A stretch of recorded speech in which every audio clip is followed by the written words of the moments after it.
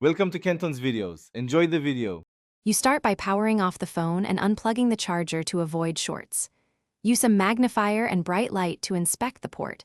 You want to know whether it's dirt, a bent pin, or corrosion. Once done, remove lint gently with a toothpick or soft brush. Do not shove metal. Make sure to test the cable and adapter on another phone.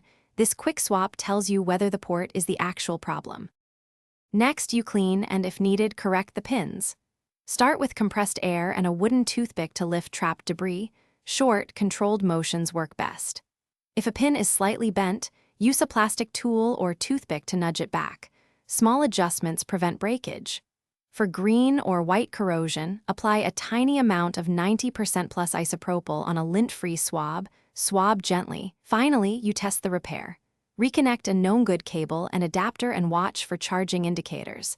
A steady charge icon or battery percent rise confirms success.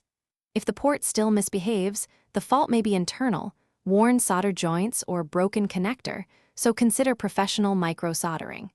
Make sure to try an alternate method like wireless charging or a USB-C dock to keep the phone usable. If you're unsure, stop and consult a technician to avoid causing permanent damage.